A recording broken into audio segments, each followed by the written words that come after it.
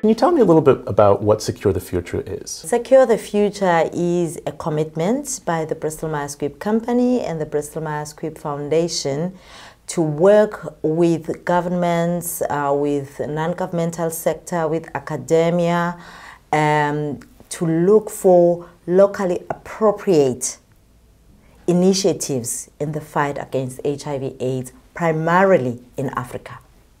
So can you tell me a little bit about the actual programs that you conduct on the ground?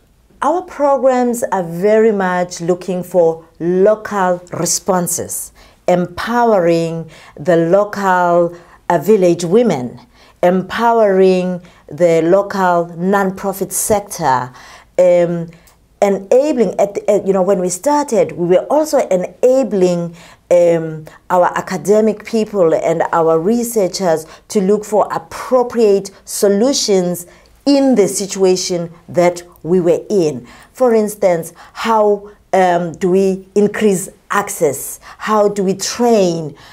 We don't have enough doctors, as you would know, in Africa, but how do we make sure that the nurse who is in each and every clinic also is able to do that little bit, just to make life better for people living with HIV/AIDS. We also work a lot with people living with HIV/AIDS themselves as advocates, as agents of change, and also just to fight the stigma, which is still very, very prevalent in our communities. However, we are Secure the Future. What is the future without the children? So we've got a very strong focus as well on children. It really does sound that it's very important for Secure the Future to empower people where they are, and that it sounds like that you really value the importance of empowerment. Can you talk a little bit about that philosophy?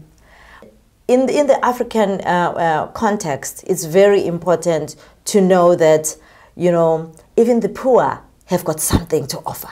Mm-hmm. The communities, because there isn't plenty of everything, but the communities have got the means and ways to cope with situations as they come. So in engaging with the civil society, in engaging with governments, in engaging with a variety of players and stakeholders in the HIV/AIDS arena, we do not dictate.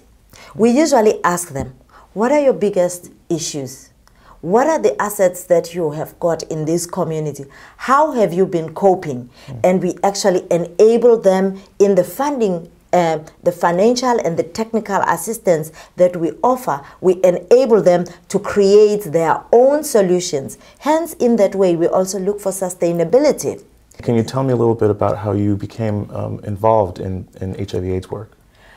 Well, actually, I started out as a journalist. I trained and I worked as a journalist, but even then I had a little bias on community work.